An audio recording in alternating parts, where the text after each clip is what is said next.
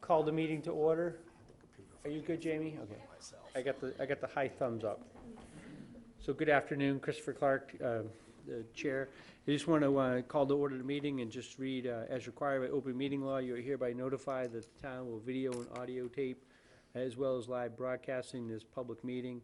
In addition, anyone who plans to video or audio tape this meeting must notify the chair prior to the meeting. Anyone? Seeing none, we'll move on. The public meeting, number 2, A, public comment and announcements. Is anyone here that wants to make public comment or announcements? Go ahead, Jay. Mr. Chairman, I just wanted to introduce myself and apologize for taking so long to get before you, but you're in much better hands with my colleagues here, Andrea Aldana and Linda Deegan. I'm Jay Coburn. I'm the CEO of the Community Development Partnership, and I also wanted to just be here for this meeting because I know one of the agenda items is for you to discuss your request to the Community Preservation Committee and about the future of the work that we've been doing at the Community Development Partnership for the town. But I wanted to just emphasize of how much we value our partnership with the town of Harwich, which has been going on for a long time, from developing Thankful Chase's pathways with the significant support provided by this community, to running housing rehabilitation loan programs here to help the low to moderate income residents in the town of Harwich, using federal funds to make repairs onto their homes and really improving the quality of the housing stock through that program, and now being able to provide housing consulting services to the town as you really work hard as a community to address the affordable housing crisis, not only here in Harwich, but throughout the region. So I appreciate the great work that we are doing together, and look forward to more productive outcomes in the future. So thank you. Thank you very much. Maybe just under public comment, I just wanted to kind of officially thank the Mid-Cape Church Homes for inviting us to your community barbecue. With the weather not necessarily cooperating, it was indoors, but it was a nice time, and made a few residents come up and say a few things to me, which is always nice to kind of have the opportunity to get out and meet with people. I know Dawn, actually I think all of us were there, all 4 of us attended the meeting, so we had a good turnout from the Housing Trust. And Belinda brought me a hot dog back, so thank you. Well, we got the filet mignon. Yeah. Uh-huh. Okay, approval of minutes, August 15th, 2019. Move we approve them as written. Second? Just if I could, I would like to, usually when there's a vote taken, it has who voted in which way, and that wasn't necessarily overtly drawn out. So if we could have that correction, that when a vote is taken, if it's 3-2 or 2-3, because we did have a couple of those at the last, it should just have who was for and who was against, just in parentheses after. So with that as a friendly correction, if I could ask that it be made. Any other questions or concerns? Seeing none, all in favor? Aye. Unanimous vote? If it's unanimous, it doesn't make any difference, but if there's anything other than unanimous. Just on those ones that are not. Yeah. Right. Anything that's dissenting or abstaining. Okay, review and approve Community Preservation Act applications. At our last meeting, we had asked for staff to put together 2 applications for the community preservation. So I'd like to turn it over to, who wants to do the overview of the application? I'll do it. Sure, please. Okay. Okay. Charlene? Amy? You want me to move this closer? Thank you. So the first application is the general application, which is in the amount of $550,000. At the staff level and in meetings with the chair and vice chair, we did agree that it should go up to $550,000 with $50,000 for the part-time housing consultant it would still be the $30,000 contract, but have additional monies available for add-ons. Things like attending the public forums, which is not part of their 10-hour-a-week, schedule that we are paying them for. So this is above and beyond the 10 hours a week. If there's special projects or things like that, that we feel, or the trust feels that needs to be addressed, they will have that additional funding to complete those projects and attend those types of meetings. So we did put in $550,000. We still don't know exactly what the pot of money will be for the affordable housing component, community housing component of the CPC, but we figured we'd keep the $500,000 stagnant at this point. If that needs to go down because of available funding, that will, but this is that application right now. Don? Yeah, since we were involved in debating, but the public probably doesn't quite know the deal. Just to be able to parse out what the real difference is, because for the public's purposes, it looks like the CDP got $30,000 last year and $30,000 this year. The $30,000 last year, A, was the CDP feeling its way about just how much activity was going to have to be fronted. Right.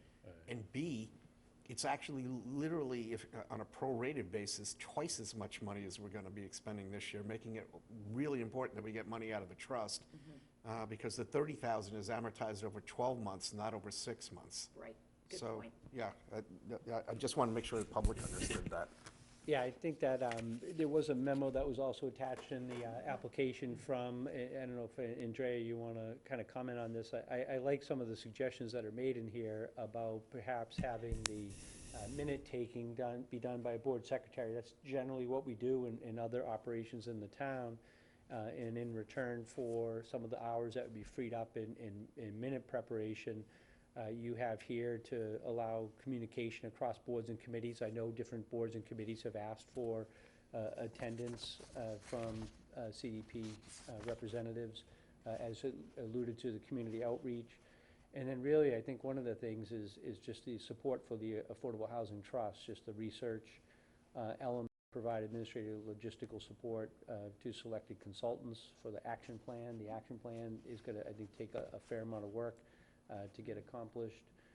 And then obviously the pre-development, as we're learning, pre-development is a little bit of a task unto itself, and sometimes we'll have state agencies that will help us, and sometimes state agencies may ask us to do it alone, which is okay.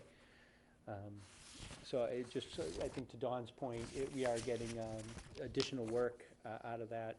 I would probably suggest that as we develop the budget for next year, that we put some kind of component in for some kind of staff, a board secretary, if we can recruit someone to do that, and kind of head in the direction when we send the contract out again with some of these changes that are in there. If that makes sense to folks. May I add something? Yeah. Charlene described the additional hours as a per project basis. And I think that for us to be able to staff additional hours, we would need to have a stronger, more concrete expectation of what the hours would be for the year.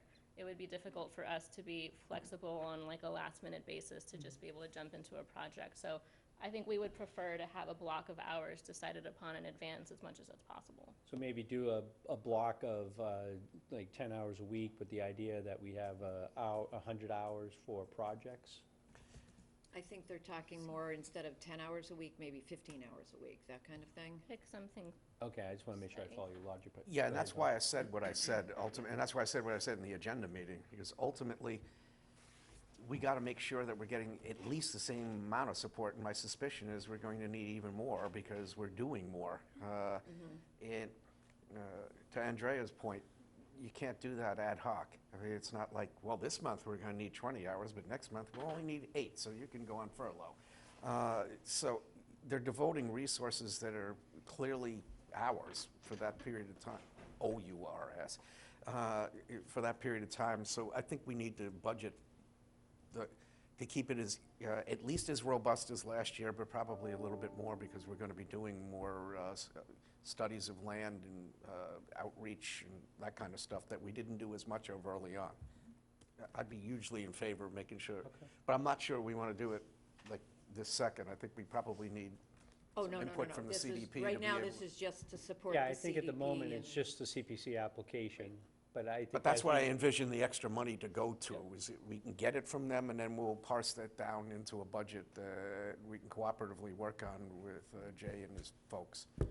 Because we are in the second year of the contract, so we do need to go out anyway. So as we go out, we'll just put that extra expectation into the materials for bid materials, so we can capture that in that. Okay, so formally, it's a request for the general application in the amount of $550,000, with the application needing to be submitted prior to October 1st to CPC. I would move the chairman be authorized to execute the document In the amount of, in the amount $550. of $550,000. Second. Don, second. Any further discussion? Seeing none, all in favor? aye. Aye. Unanimous. And the second one is the Deacon's Folly property. Oop, I'm going the wrong way, sorry. I need to get this up so I can see. Deacon's Folly property, as you may recall, this is a joint application between the Real Estate and Open Space Committee and the Affordable Housing Trust. We do have this in, this is half the property would be used for open space and conservation, and the other half of the property could be utilized for affordable housing. The asking price right now is 1.2 million. So we did put asking price in there. We are awaiting the appraisal on that because as some of you may or may not know, we can only go by what the appraisal is. So if the appraisal comes in at $800,000, that's really all that we can offer towards that. So we have put the application together. Amy Usowski and I worked on this jointly. And I think I have a map in here. Nope, I don't, sorry about that. So at this time, we are, oh, and it We would be. probably should have the map in the application. Oh, it is, it just didn't make it onto this. We do have a map. Okay, because I didn't think I saw that in the materials. No, we do have a map. Don? Yeah, thank you, Mr. Chair. And again, just to make sure the public knows, this has been a really great process. I appreciate Real Estate and Open Space, the Conservation Trust. This is an exciting thought, on the one hand, and a tremendous gamble on the other if we don't do something. The exciting part is it's a mixed-use project. The Conservation Trust is all in on the idea that we can protect this, but this is fine property to build on, so it's a great model. People, stakeholders from different areas are going to be able to grab hold of their part of it and say, yeah, that's great. My concern is, and that's why we absolutely want this thing to get moving, this can be torched almost immediately if they come in and decide to put lot lines in. Well, they already have a definitive plan in place. But if they start executing on a basis of that, we're there's- done. Sell a few lots in the middle of it. Right. It's Done. gonna Oh, disrupt yeah. it. True. So it's real important that we, on our part, because Conservation Trust is on its part, and Real Estate and Open Space has been trying to cooperate in both areas. It's really important this application get fully supported by us and go in this cycle, because bad things could happen over the next year if we don't. So with that, I'd like to move that we support the Deacon's Folly request, subject to the final figure for the assess. Well, we probably won't have Appraisal. that by October 1st, so that will change as The the process. appraisal is underway now. I'm still willing to support it for some as yet. I don't believe No we'll have the number. appraisal done prior to. And to authorize the chair to sign? Yes. I'd second that. Just, we do have folks from Real Estate and Open Space. I don't know, did you want to say anything before we take a final vote, or are you? No, I just agree that something has to happen as soon as possible, Okay. because how long will... Do you want to repeat that, because nobody can hear her? Yeah, Mike, the public would like to hear you. I see Kathy with her hand up, too. Yeah, if you could use the microphone for folks at home. I just wanted to mention that typically for something like this, usually you might want to meet in executive session because of the asking price and not making it public just yet, so that there is some room for negotiation. Yeah, that's the asking price, the market price, so. No, I know, I'm just saying that typically that would be done in executive session. Thanks, Kathy. I got that, except that we blew the cover the moment we Yeah. identified in the selectmen's executive session what the address was. Yeah. No, well, I mean, I know But that, I'm just saying, The particulars of the negotiation, we're definitely not talking about. yeah, but with when the this. appraisal comes in, you'll probably Yeah. want to do that in executive session. Oh, yeah. Correct. Oh, yeah, yeah, yeah. But at this That's- point in that's why time, it says what we've it does in outed the ourselves. We've identified that we're interested in the property already. So it is subject to further negotiation later. But what the chair of the Rio said is, yes, they're very supportive of this and see the need to move quickly. Did, we're appreciative. did the Conservation Commission also vote supportive of I this believe they're initiative? taking this up at their next meeting. Okay, This- I and know I- real estate and open space, I think it's always good for more boards and committees to rally behind things. Yeah, we also are on the agenda for the Housing Committee on Monday night at 5 o'clock to get their support. I will be putting in this on the Planning Board's agenda for both of these, as they have supported affordable housing in the past. I do have it on their agenda for the 24th to go before them, and it will need to go before the Board of Selectmen to get their weigh-in on this for support. Okay. I think CPC, we could submit the application, the letters can follow after the application deadline, I believe. support, I don't or know if they've made that change this year. They only did that last year. They just did that last year. I don't know if they're doing it this year. So we do a Board of Selectmen, Planning Board, Affordable Housing Committee, and Conservation Commission. Because we'll have to try to get it on for the selectmen's meeting. There's only 2 more meetings for September, so, I think Larry can get it on next week. yeah, the week after. Because Mondays, we've already set the agenda. I mean, for next, Monday. next, Yeah, the 23rd. Yeah, the 23rd. If you can send material down so we can get that on for the selectmen for the 23rd. and Rios give a letter of support? They're the applicant. Or they, yeah, They're the I thought we they're the were. They're the co-applicant. Co-applicant with us. I so, thought yeah. we were. So you do have a motion and second on the table. Yeah, I just wanted to make sure I had the additional material. And if there's no other further discussion, all in favor? Aye. Unanimous vote. Okay, discussion and vote on the new priority list. So I think we had a matrix that was in the packet. Would someone like to walk us through the Sure. matrix? So there is a matrix in the packet that basically just gives an update on everything that we know about the sites that are in play, including public and privately owned land. This is essentially a summary of information that you all have heard before. It simply lays out the strategy and intentions behind the parcels that were brought under the jurisdiction of the trust at town meeting, and then explains where we are in pre-development activities for the two, for Oak Street and Sisson Road. The only thing, I think it's rather self-explanatory, but the only thing that I will add is we do have an update, a bit of an update on Oak Street, which is that we have been in conversations with the engineer that Laura Schufelt was using, and we do have some estimates of the work to be completed. There are 2 pieces that are necessary. One is our resources delineation, and one is a survey. There are some additional activities that the engineer is recommending that are kind of nice to haves rather than must haves. So where we are right now is we asked for a formal proposal from the engineer, it's Bowler Engineering, and we actually just got that proposal a few minutes before the trust meeting.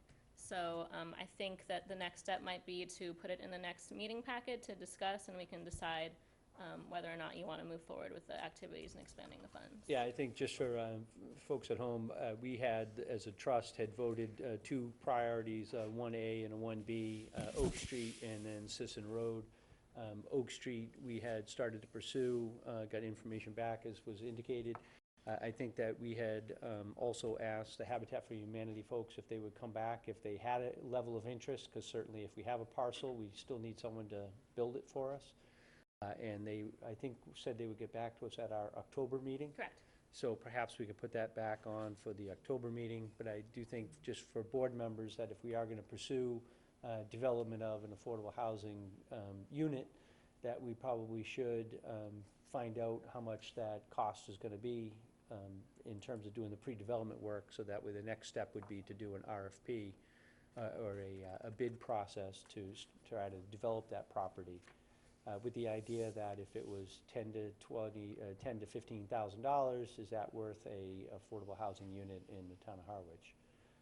So those would be the two pieces for discussion at the next meeting. Don? Yeah, I'd like to add a third piece. I'm still holding out some hope that when we talked about devoting some funds to really delineating whether there was upland in that area, or it was just one house. Before I start committing to one house, I'd like to know that we've given up entirely that it could be a quad or two quads.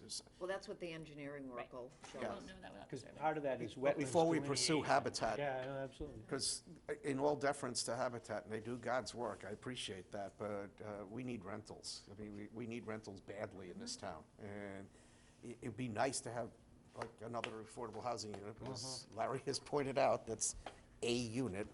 If we could max out this, when we were thinking we could do 3 or 4 quads, I was like really excited. So as much as we can get out of it, I'd really like to be able to see the report first and then make a commitment second. Yeah, I think that's fair. I think the thing we need to decide is, do we want to commit the money to do the work that's necessary to see how much of that land is going to be available? I think if we can get a better sense from, staff or what the quote would be, certainly we can do that administratively, send out the material to some local surveyors and other site professionals to see what we can get for solicitations back for how much Can that be would on our next agenda then, so we can actually Yeah, that's vote what I that? was thinking, to have that, the solicitation, and then if we formally want to pursue a invitation for bid, at least start to, I did make a commitment to, I might start to try to Invitation for draft something building the on my unit own. or invitation for engineering? Just the engineering Solicitation piece for for now. engineering. Okay. And then just to hear back from Habitat, I think, are the two pieces. And then the board did vote at one of our meetings to rechange our priority list to make 265 Sisson Road, the number of units there as our priority. And as I understand it, or maybe what's the status with Laura Schufeld on the Sisson Road property? Yeah, so last we heard she was seeking approval to move forward with feasibility study on Sisson Road. It's a little bit of a different situation since we already have 2 conceptual designs. We already are going in with a little bit more information. So where we left it with her is that she knew that she would not have an update for the September meeting, so she will be present at the October meeting, assuming that there are results of the study. I haven't heard from her whether she's gotten approval, but I also haven't heard that there have been any barriers, so I should expect an update in October. In the priority list the draft one that you guys have put out, you have the additional ones, 70 Willow Street, Depot Road, Depot Street, and Earl Road. We don't have numbers assigned to those. I think we're probably good with the 1A and 1B at the moment, but we probably should give some thought as a board to what kind of priority do we want to have for those other items. My understanding is the prioritization conversation is looking at Deacon's Folly within the Sisson Road Oak Street conversation. So I think it's you're ranking the 3. Is that accurate? Okay, yeah, I just, the way the list is broken down is town-owned property versus private property. So technically, Deacon's Folly is private property still, so that would be in that. How are you viewing the priority list, though? Because I'm kind of with That's kind of what Andrea. Some of it we own, some of the dirt we own, some of it we don't, but that doesn't change what our focus of priority would be, because that's a whole separate thought. No, it's a good question. Larry? I think the one that I'm most curious about is the Earl Road parcel. And I think it's a matter of an attorney looking over the parcel of land there and seeing what restrictions, if any, were put on in 1938 when it was purchased by the town. Because if I remember, and it was a long time ago when we worked on it, it was purchased for general municipal purposes. If that's the case, the general municipal purposes are whatever the Board of Selectmen deems it to be. Yeah, just on that, I know the attorney has worked on that. I know that they have a preliminary write-up. So Okay. once I'll sit down, most likely with that attorney, and at least get that clarified so we can get a formal decision before the board. Good. And to Larry's point, that's kind of why I was saying what I said about what priorities are you really talking about, whether we own the dirt or don't. for those people who aren't familiar with our prior discussions, we were actually talking originally about just because we have something under jurisdiction doesn't mean that we're necessarily putting our own sticks on the property. We may flip a property if we can leverage that and get more out of it by going somewhere else. And while we haven't had a hearing about it, I do know that we pretty clearly stated to the public, it has a stand of trees on it, but that doesn't make it a conservation Not property. Sherwood Forest. No, and frankly, if this were a private developer's piece of property, there'd probably be a couple of McMansions on it where that sits, which makes it all the more valuable for us as a priority. It may be a priority for our bank account, so we can go out and concentrate on a property we don't currently own. Dispose of it and put the cash in the trust. You bet. And then maybe we acquire something that's even bigger and can get more out of it than that. A little more inland. But we can't do that unless we can actually obtain a legal opinion that says that it's capable of being general municipal purposes. So that if we do have that jurisdiction, we could sell the property if need be, bank the money, and then go out and do something else with it. Right. Yes.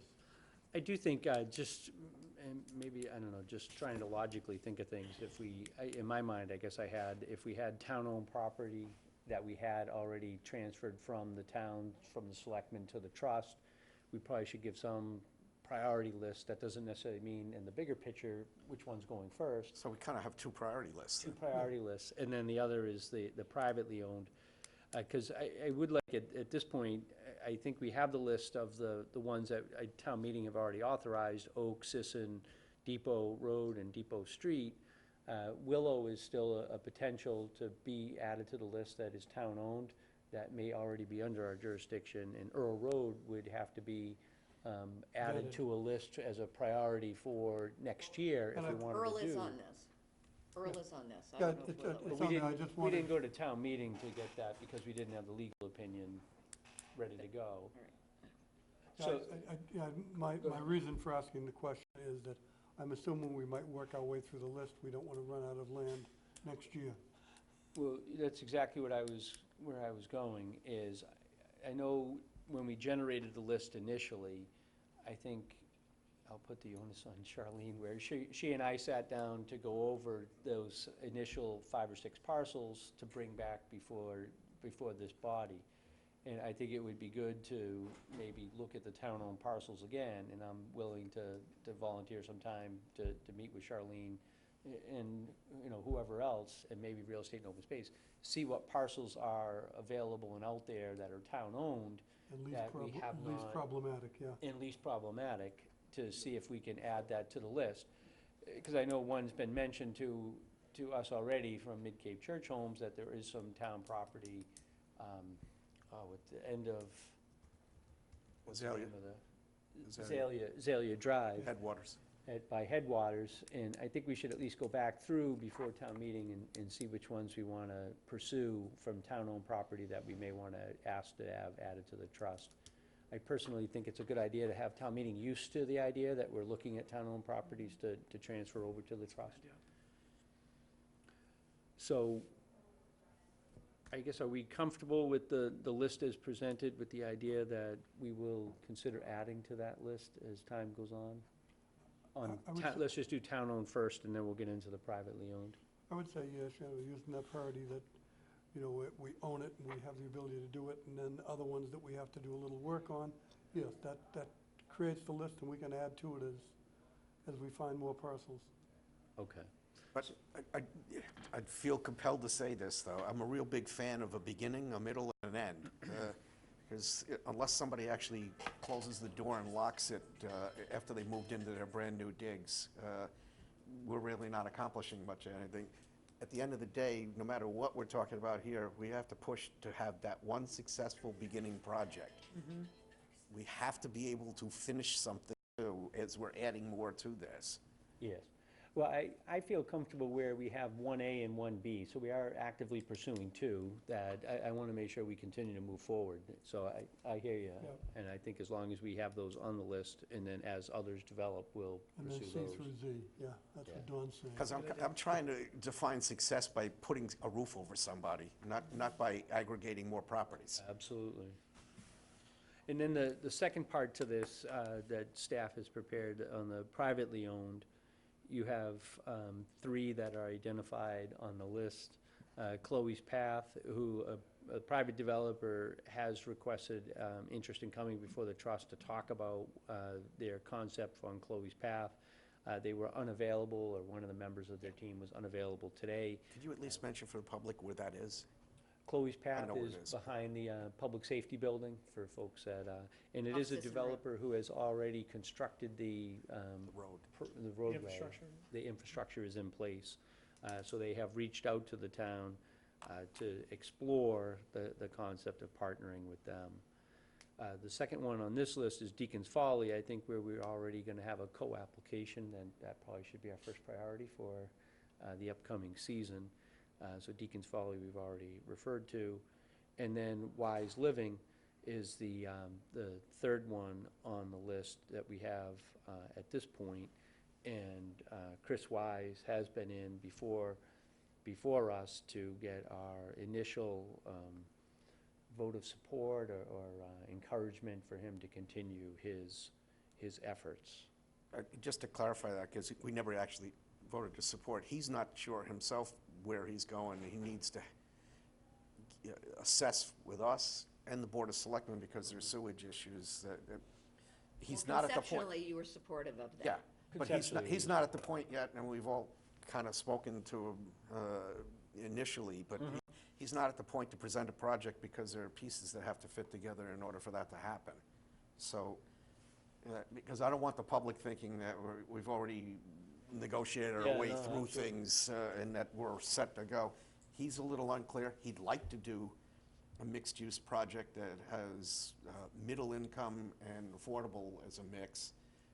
We were supportive of the concept. He's Supportive yet of to the support the Board of Selectmen, and nor has he filed a plan. I mean, so anybody who's thinking that this is a fait accompli, it isn't. I mean, it's just, you got to start things somewhere. It's really at the building block level, Yeah. that's absolutely true. So in terms of the priority list, just looking at that, I mean, Deacon's Folly probably would be number one. Wise Living as a supportive element, maybe two. And once Chloe's Path comes in, we'll give them some assessment.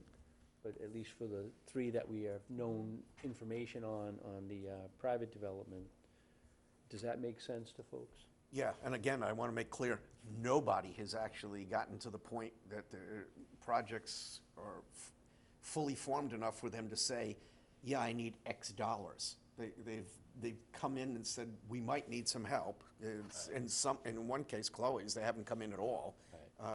They may not. It may be modest, it may be more than that, but we're not at the point where anybody's spoken about any kind of money yet. I think one of the things, obviously being the town administrator, I know the Board of Selectmen has expressed an interest in kind of knowing what the prioritization is. So if they're going to support or not support things for the warrant, they wanted to get a sense from the different committees where they are. So I think maybe applying some numbers to these would give some direction.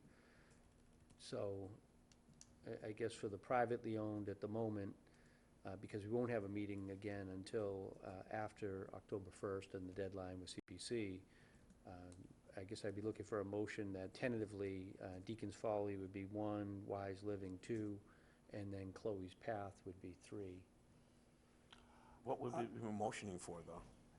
Just to, Set the precedent, set the order. just to at least set the order, and that Order of order can priority. change depending upon But additional information. I'd just like to make sure that we were explicit that we're not supporting a magnitude of monetary assistance in Yeah. making that kind of a motion. But do you think in that case, do we want to do like we did on the town-owned land, and we'll just support Deacon's Folly as number 1 priority? And leave the others? I'd be more comfortable because nobody's asked us for anything. But What kind of a motion are you going to be making? But this is just a prioritization matrix of potential development. And if that's what it is, I'd be willing to make And that that's what motion that as This has nothing to a do with. running order should of what be. we'd be interested in. But Right. I needed it to be clear that Yeah, we're that not there's no saying, money commitment. we're gonna Nothing to support do a with money request from commitment. CPC in the amount of, because we don't know that. So just the list in its priority order Okay, is what so we're looking for, right? Yeah, Are we this, good with this is Deacon? just a prioritization matrix having to do nothing with money. Deacon's Folly, Yes. are we good with Deacon's Folly 1, or do we want to just have Deacon's Folly and then not create a priority on the other two? I mean, in fairness, we haven't heard from the Chloe's Path people officially. I would say we start with Dickens Folly and call it a priority, unfunded priority. And then the list to be modified, We could modify our priority at any point. It's a flowing list. Modify because The it's our- October it's our thing- list, so. The October 1st is not our deadline, it's the CPC deadline. So we could revise our priority list on an ongoing basis at any point we want to post it. yeah, I that's think fine. it may send a poor message to CPC if we don't make that number 1 on our list. What, Deacon's Folly? I mean, Deacon's that was your motion, wasn't it? Support that? Yeah, Yes. so. we I have second the it. support, yeah. Okay, so the staff. You'll put that We'll, into we'll have proper Deacon's English. Folly as 1, and then we won't assign numbers to the others. We just vote that. Yep, that's fine. Do you want to You didn't officially you vote it? didn't have a We didn't motion. vote it yet. He motioned it, I seconded it. Been moved and seconded, there's been no discussion, so. Any discussion? Any further discussion? Seeing none, all in favor? Aye. Thank you. Unanimous vote. Update on Habitat for Humanity resale opportunity. It says presented by Chris Clark, but you know what? You actually made the motion at the selectmen's meeting, so I'll I did defer to you indeed. for your thinking, Don. In riffing off of my good friend Art, there's a reason why other people passed on this. And I got the Board of Selectmen to vote to pass on the right of refusal. It's too complex. And also, riffing on my friend Larry here, They are it's after a Larry. house. I think that they need to take the ball and run with it themselves because we've got way more on our plate than we can deal with. That's fine. Thank you for the report. So there's no further action that would be Nope. needed from us. TNT. On the housing coordinator report, I'll turn it over to Andrea and Belinda. Well, I just gave you the update on the parcels. Are there any questions around Oak Street or Sisson Road that I didn't already address? Where are we on the Trust funds report. balance? Yeah, I'm sorry, I had, there was 2 things that we had a meeting this morning I was trying to follow up on. I was unsuccessful in both, so I don't have the number of, basically the trust fund balance. I will get that for the next meeting and make sure we have that for the next meeting. But a number that the trust asked for at the last meeting had to do with the balances, the CPC balances in the different buckets. Yes. Can you speak to the status of that? Yeah, so we did, a request was made of Carol Capola, the finance director. I believe that she wanted to wait. The state did contribute additional funds into CPC, so I think that she was waiting for the state designation to be made. And she wanted Department of Revenue to have that certified before she made a determination in terms of how much money was left in each of the buckets. So she has requested that by the end of September of hopefully 2019, I think she put 2020 in there, but I believe it's 2019, she'll have that additional information for us. So probably at the October meeting, we'll have a more, better sense. We just want to get a sense for what CPC had available in terms of our request. That's, if I'm confused, I'm sure people watching this are going to be. What the state's certifying, in part, is for what's available on collections for CPC to disperse that they have yet to disperse in each of these areas. They have more available than they thought they were going to have available because the state has come up with more money. Correct. But that is not under our jurisdiction at the moment. We Yeah, have, no, we have a it's bucket of money that has a finite number in it right now, but that's not part of it. That's potentially part of it. When the states, when Carol can parse out which, the housing bucket, how much is going to be available on that now that the state is giving us more money, that hasn't actually been spent out and allocated to us or a project. Right, I think she's waiting on that, the auditors to have been in to do a review. So she wants to see the audited number and then the state approval of that. That's a potentially available number. With all the, you know, municipal finance stuff that no one probably likes to hear, the bottom line is by the end of September, we should have a sense for how much money is available for CPC to devote towards housing or unencumbered funds that could be used towards housing. That's all I wanted to get clear. Thank you. On the action plan solicitation, responses were due earlier this week. My understanding is that the solicitation went out 3 weeks ago, and we actually sent it to 7 individuals. However, the procurement team has been busy this week and had a family emergency, so we have not been able to determine whether or not responses were received. Yeah, that was the other thing I was trying to look at in the office. I do have 2 of my staffers one had a family emergency, the other is at procurement training, ironically. So I am down 2, and I couldn't find in their files the status of what the project had, so. Okay. We'll have to put that on for the October meeting. Let's see, what else is there? Okay, next is Facebook. Do you want to say update something on about? housing. So the Trust's Facebook page, it's been online for about a month now. We've been posting meeting videos, our housing, any kind of housing flyers that we've had, we've posted.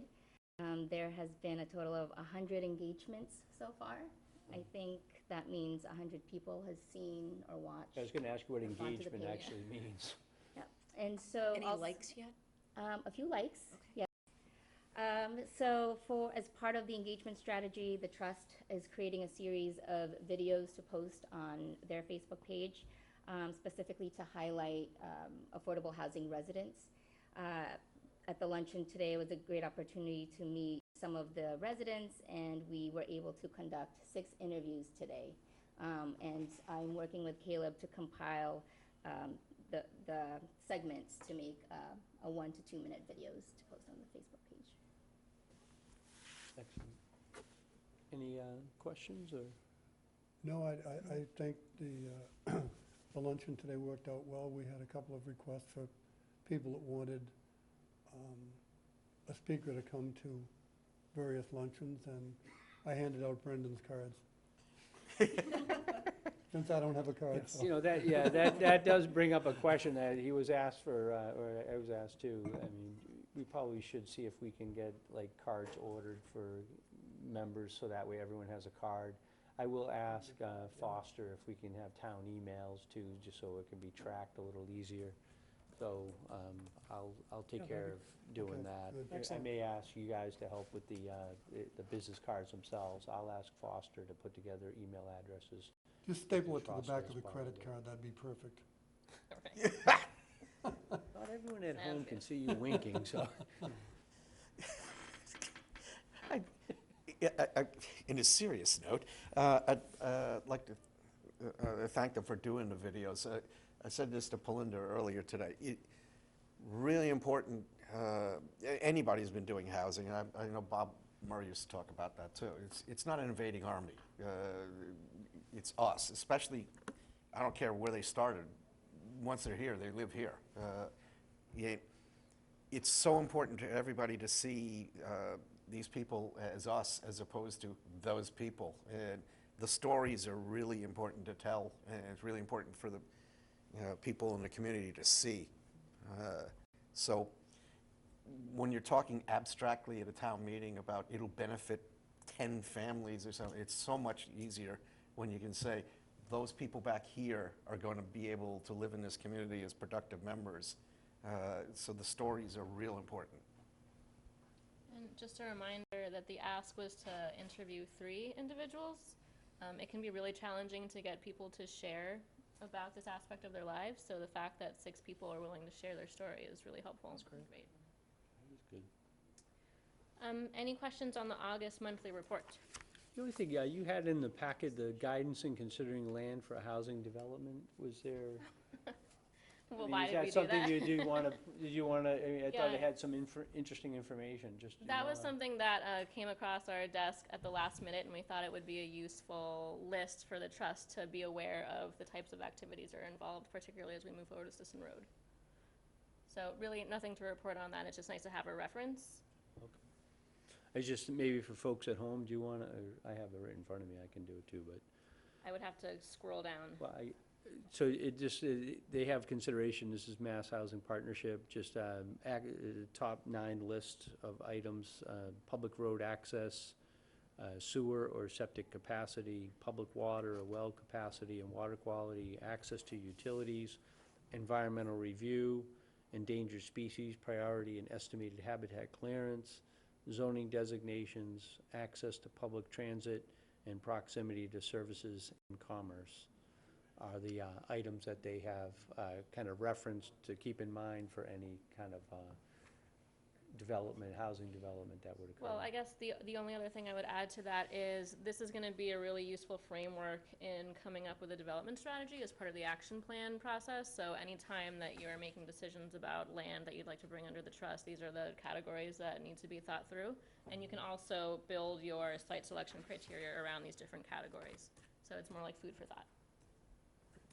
Thank you. I thought it was helpful information, so Great. wanted to get it on the table. On, under other business, Lower Housing Institute, do you wanna? Of course, I would love to. So you should have all received flyers and brochures about the Housing Institute, is that correct? I believe so, yeah. There were 2 changes that were made after print, so I'd like to distribute the updated version.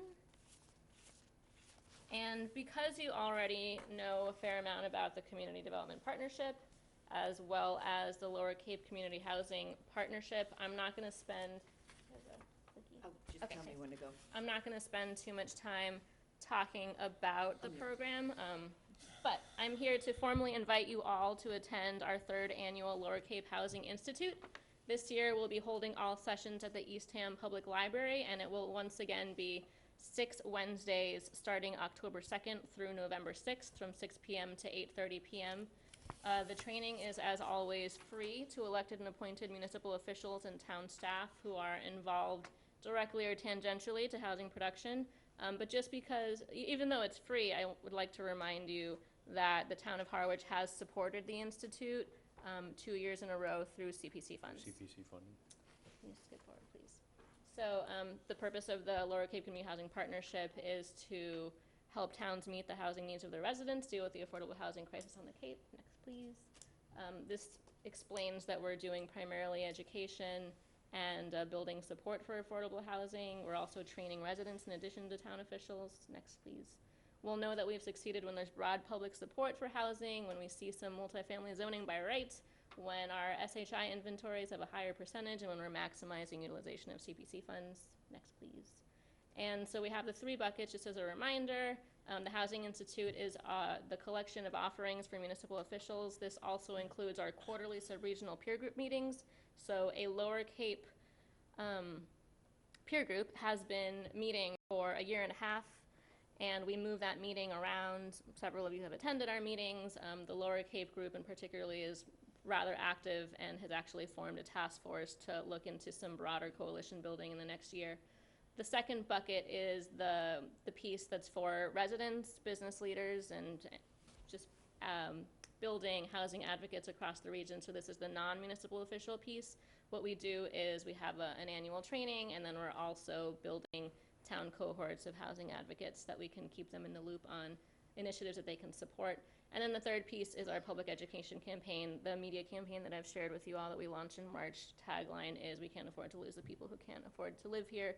And we did feature a Harwich resident in our first phase. Next, please. We've trained actually 131 municipal officials just in the first 2 years. You'll see that Harwich has sent 14 individuals. These are unique individuals. There's no duplicates here. We find that the towns that have the most momentum around housing tend to send anywhere from 8 to 10 people. So there seems to be a correlation between towns sending a large group of people to the Institute and having some concrete outcomes within a short period of time. Next, please. So once again, we are inviting, I'm not going to read all of the groups that we're inviting. They're listed there and they're on our website. But what I do want to say about this is that we are opening up, every year we're opening the Institute up to a few more groups. Last year we invited the Finance Committee for the first time. this year we are inviting, there's a lot of new groups that have popped up over the past year, let's put it that way. And so we'd like to bring them into the conversation. We're also inviting conservation, open space groups, and I'll talk about that more in a second. Next, please. So what I really like to talk about is what is new this year.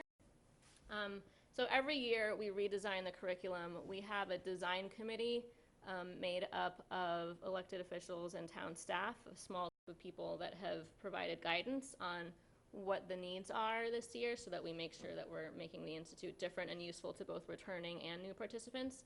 So a couple things that are new. One is the name. We added the word lower because we're only doing one location this year. In the past we did two. This time we're doing one. We've also made the sessions available a la carte, so you can just sign up for whichever session is interesting to you. Interestingly, for me, most people are signing up for all 6 sessions anyway, but you do have the option. So the sessions stand alone, and they also build on each other. So a few things that we're trying to do with the curriculum this year. First of all, we have recognized that we're in a really special moment right now where all of the Lower Cape towns are currently engaged in affordable housing development, whether it's just beginning to look at a site or being further along as Harwich is, or getting ready to lease up in Eastham. So we wanted to make sure the Institute was really relevant to all of the towns on where they are on the development timeline. The other thing we're trying to do is build coalition between open space and housing. There's been a historical tension between the two groups, and it doesn't have to be that way. And frankly, given our beautiful and sensitive environment, we just can't afford to not agree on this important subject. And the understanding here is that you absolutely can do beautiful, affordable housing while also protecting open space. In fact, the only way to protect open space is by being more strategic with the way that you develop. We are also keeping the value in back of our minds as we're working with speakers that the towns are really interested in looking more holistically on how to strengthen and support the year-round community. Housing production is a piece of that, and there are also a lot of other things that municipalities can be doing to support the year-round community. And we're also, at every opportunity we have, we're supporting towns in defining the roles to make them complementary between trusts, affordable housing committees, and local housing partnerships if the town has them. So that's something that we're also aware of. And lastly, we are assigning a key action to each session. So in the first year, we actually had a session 6, which was the action-oriented session. In the second year, we broke that out of the Institute and did these post-Institute town wrap-ups.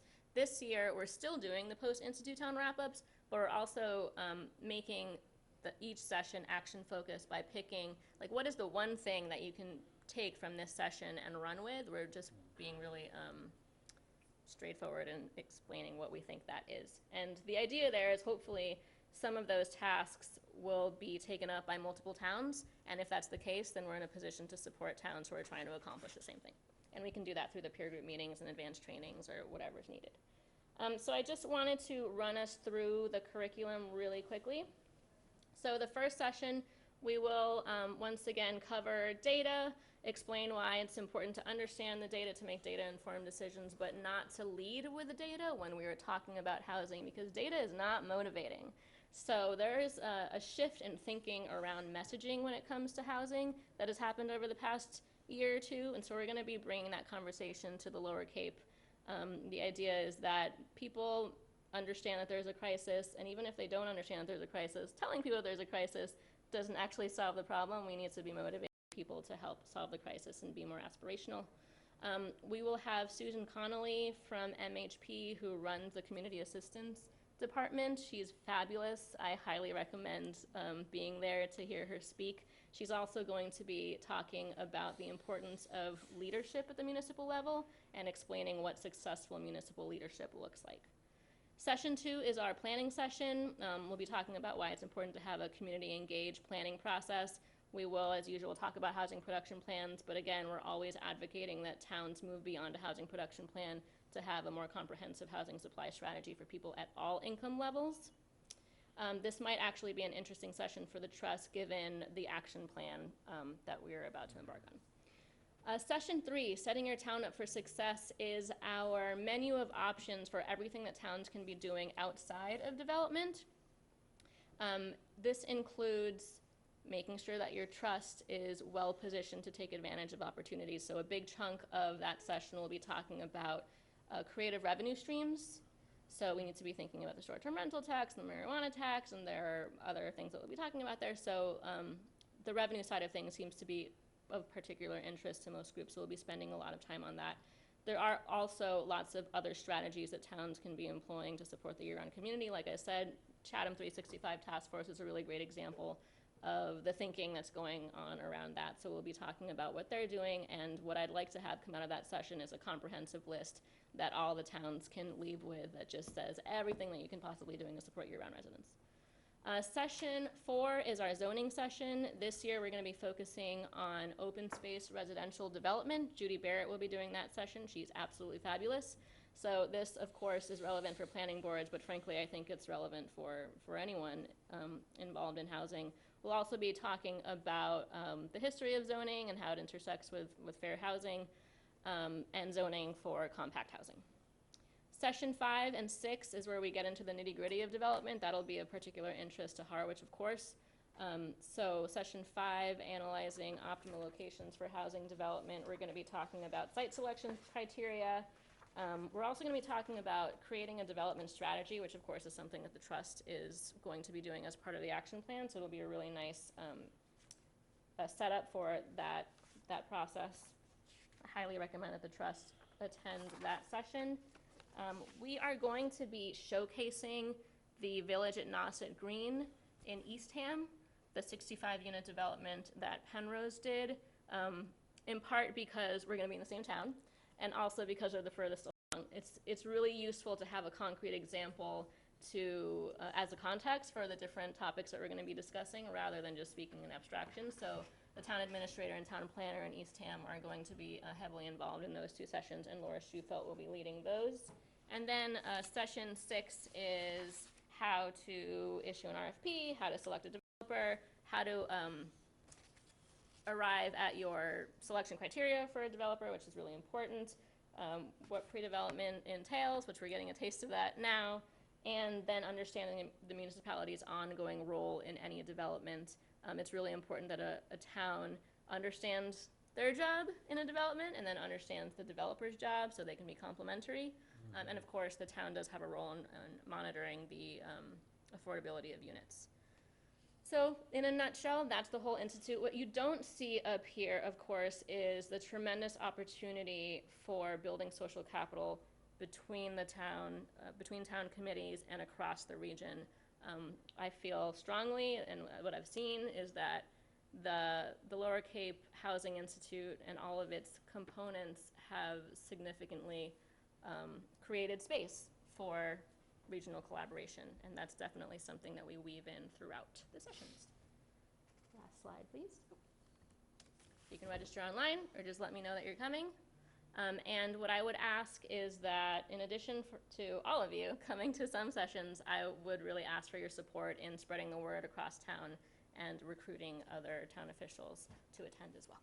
Yeah, I was just kind of thinking as you were saying that, are there people you think or groups in Harwich that haven't been as, that other towns have been sending, that maybe we should try to make an extra effort to see if they're interested in attending?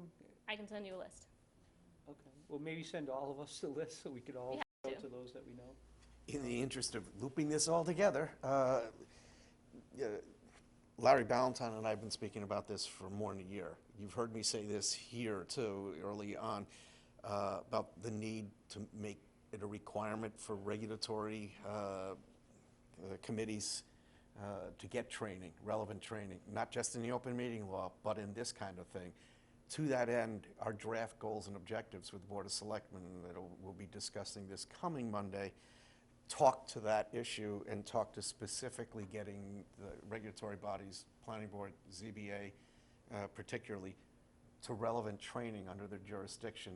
And in my mind, the ZBA particularly is a key player because they need to understand the aspirational part of this, but they're also the obligation part of this, because 40B sometimes comes out, and I know I heard this with the Habitat project, from some of the members on the ZBA where they were saying, well, this looks like just an obvious attempt to skirt zoning. I mean, it's like, well, that's, welcome to 40B. That's the whole point. There's a carrot and there's a stick. I mean, in order to get some of these things, they have an obligation to be able to keep their minds open for a project that does require things that aren't in the current zoning to be able to accomplish them. That's called 40B. So to that end, it may become obligatory because we're going to adopt that as one of our goals and objectives for the board, making this an excellent time for them to be told that this is available training for them. Because we'll be discussing it shortly. Might be fun for the ZBA. I think it's necessary, ultimately, for everybody to be pulling in the same direction, for everybody to understand what the other parts of the town are doing. Or else there's no reason for us to meet. We do also always have a lot of great food at all of our sessions. That is true. I've been, That's the hook. Yes. I think almost all of us have been there. Even quite a few people in the audience have been to these, this training, so. But I think that these two things would work well together because you're providing the content. There isn't really a lot of content for them to go get trained. No. So it's kind of important for them to go, And they don't have especially to drive to sessions 4, Springfield. 5, 6. When you send out the list, just make sure you attach so we can actually, it's not a bad idea for I this think we Monday should night, send through just the send town out the list administrators. and Yeah. say, Yeah, these Put are this in the training package if you opportunities can. that are free to. All the boards and committees that they mentioned have been provided with the information. Do we have any idea how many signups you have from Harwich? Not from Harwich, no. Less than 5. What I'm So suggesting is the looking at landscape's going to 10. change, though, because it's not going to be an option. It's going to be That sounds a great. priority of the Board of Selectmen that we will make sure that they do get training, and this is one that would fulfill that. Great. The only thing that I would add is that while everyone who is invited has received a brochure, people really come because somebody asked them to. So that personal touch is really critical. Yeah. Maybe we get our liaisons for the board to make a personal pitch to each of these places. So you added open space to that? Yes. So, And conservation, and conservation? Rios. Yeah. Thank you. Thank you. Any And additional just- questions, or? It comes stronger, or stronger's not the word I wanted to use. It might be better coming from either a selectman or administration, that invite, rather than the staff. That's what I was thinking. Yeah, I'm perfectly fine if you give me a sense for who's kind of targeted that may benefit from it, then I can send something out for administration, and then certainly the board can send out their guidance as well. I'll bring it up on Monday when Larry brings it up. I'd love to see 10 Harwich elected officials at the Institute. There aren't that many elected officials. There are town officials. Town officials. There you go. I am done with that piece. Okay, thank you. Is there anything else under other business, or? Go ahead. Not to steal anybody's thunder, but I mean, it was great being at the Pine Oaks lunch today. But in the future, I know that they've been percolating along. They've mentioned stuff in the past to us, kind of obliquely. But I think we probably want to have some sort of agenda item, even if it doesn't have a conclusion to it, in upcoming meetings, because I feel in my heart that we could be helpful in a Pine Oaks Phase 4, which they're working on. So it's not a discussion for today necessarily, but I know I had some time with both Greg and Al, and Larry did too. There are things that we could do. I think we want to be supportful of that because it's been a real success story for Harwich, the other 3 phases. The legislation set us up with a wide range of options. We should take advantage of them. And I've heard some of what you were saying, and I know what I said, similar stuff. So we could be helpful. It's not we're going to be a panacea, but I think that we could be helpful partners. And maybe something, do a workshop session and just sit down and have you guys in, or maybe give some thought to how you think we could be of assistance on, joint projects. Did you want to, just use, so that way everyone at home can hear you too? Just very briefly, I had a long, busy day. One of my water heaters went at the hotel, so I'm in the middle of meetings all day long, but Greg Winston, president of Mid-Cape Church Homes.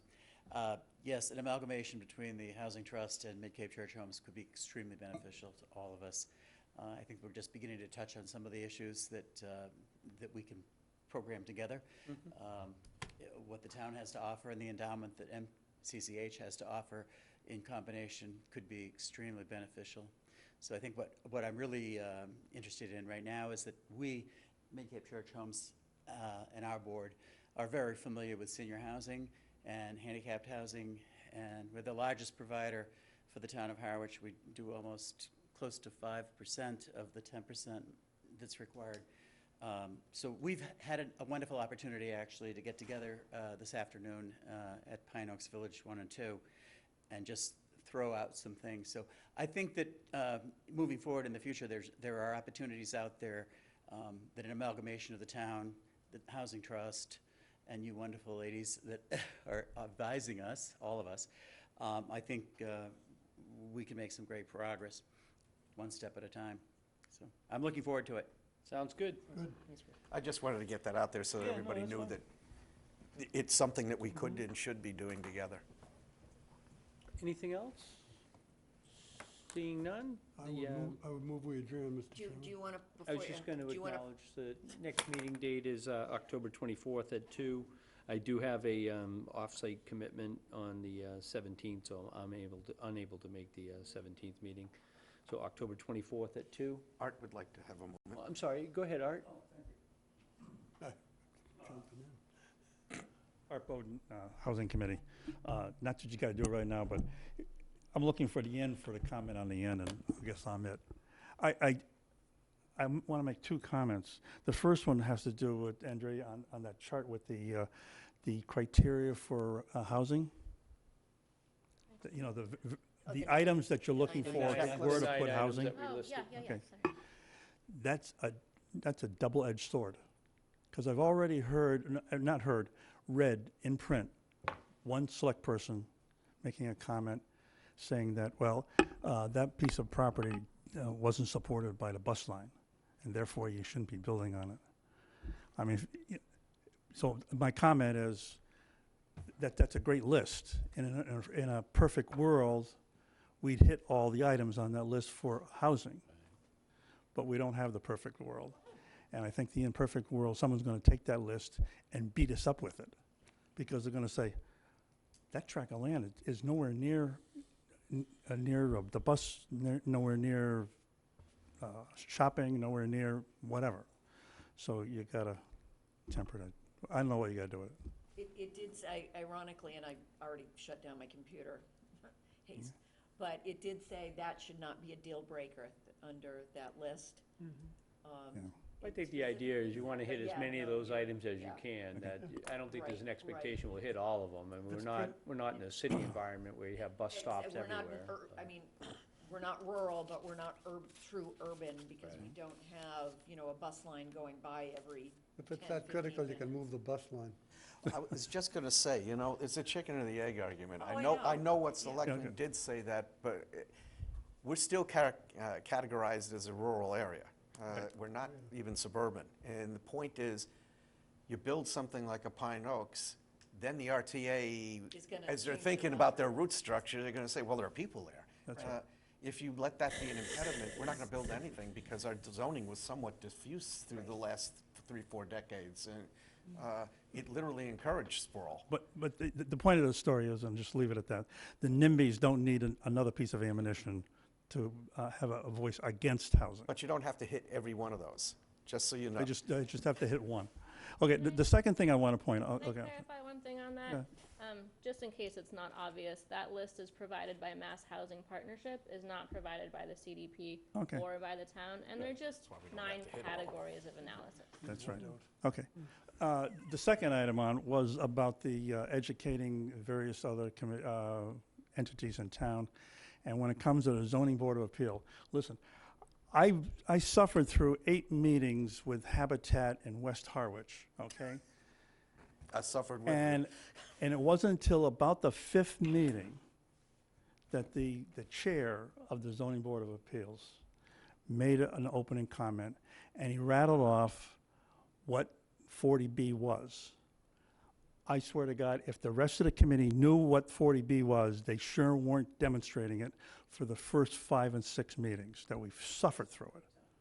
And then finally, about the 5th meeting, when the air was cleared, the rhetoric had dropped right down, because you only can protest certain things against 40B. You can't protest, well, where are the kids going to get the bus, or, you know, whatever, or about garbage cans or some other stupid thing.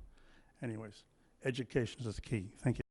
Thank you. If I might, the CDP offered a training on 40B last spring, last winter, February. February.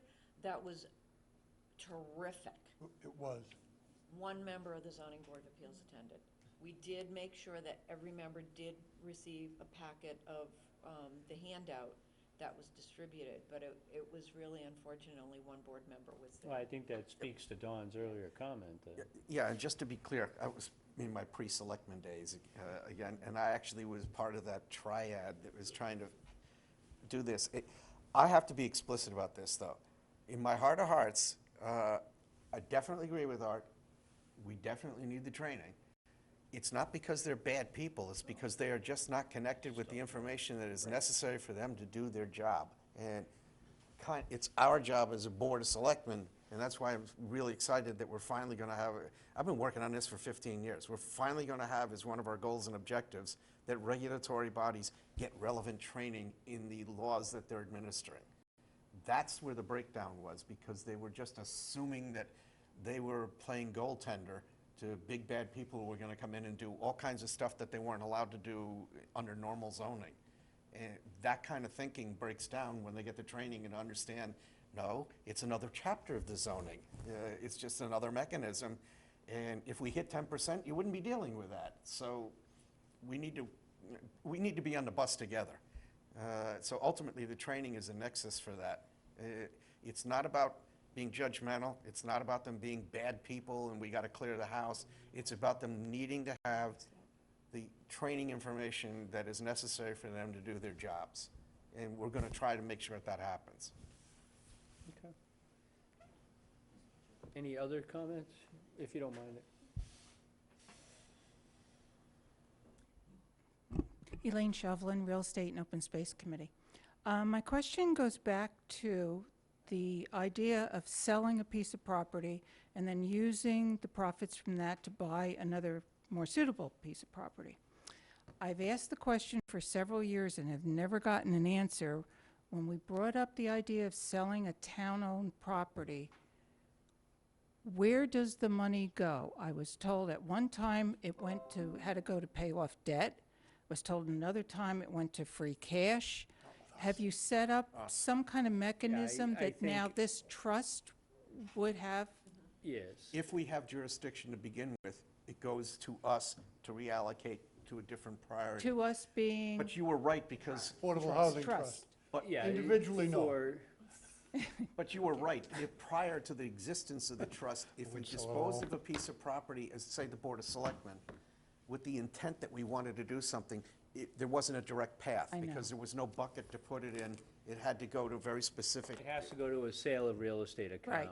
But that's for general municipal property, because now we have a trust. We do have the ability to be within the town, but it does have to be trust property that we engage in. That's the reason we established a trust, the major reason, because the assets stay within, for the purpose of the committee, or the trust. The assets stay with us. Whether it's a piece of real estate, or we dissolve the real estate by selling it, the money comes back to us, we can disperse it directly from us. That couldn't happen. That couldn't happen before under Right. municipal finance. That's why I ask. General fund. And through the chair, when that occurred, when an opportunity came up before the Housing Trust was set up, it was a 2 or 3 year process to go through the town meeting. Oh, yeah. So Right. that effectively eliminated a 3 year process. It made the town, through the Affordable Housing Trust, a little more nimble when opportunities arose. Okay, thank you. Thank you. Good point.